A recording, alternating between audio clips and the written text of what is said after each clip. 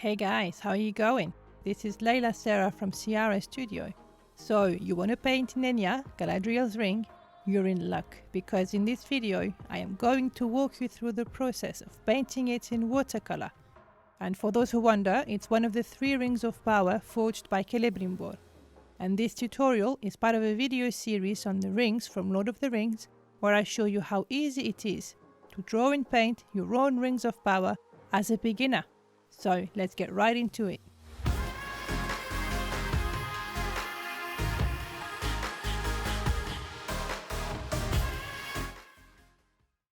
If you watched the previous videos I posted on the other rings of power, you should be familiar with the method I use to draw my ring from reference. No matter how detailed and intricate your subject is, you can virtually draw anything you want and scale it as big or as small as you want with this super simple drawing trick. I call it the grid method. Here I trace an 18 cm square using my rotring set square, then I divide it 4 by 4 to create my grid. I start drawing the ring petals, since it's the most intricate part of the ring. I use a basic HB graphite lead to sketch, so very mainstream. You don't need any fancy supplies to create art, just a little bit of creativity and passion.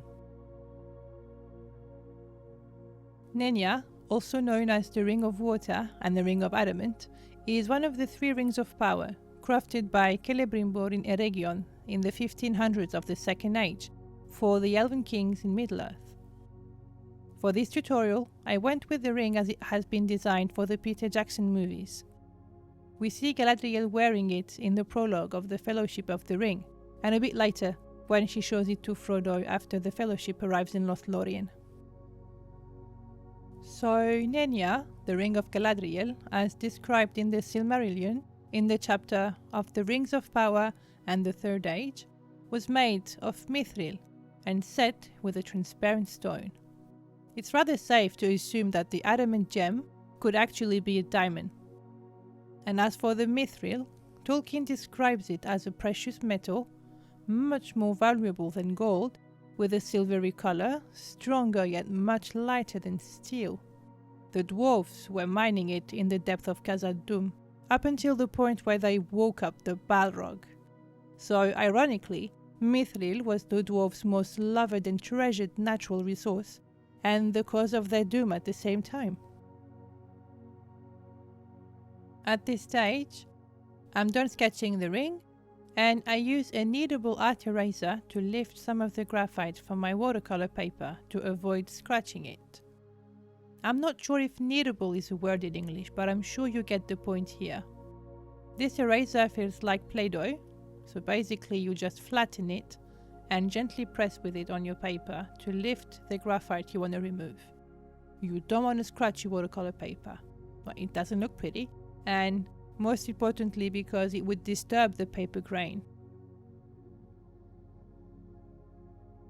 Now I'm quickly adding a few more details to isolate the main dark and light areas on my ring.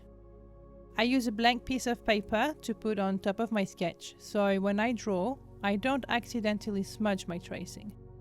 Even though I love my kneadable eraser, I don't want to keep erasing. I love this word, kneadable. It sounds nice, kneadable. Now I feel like eating pizza.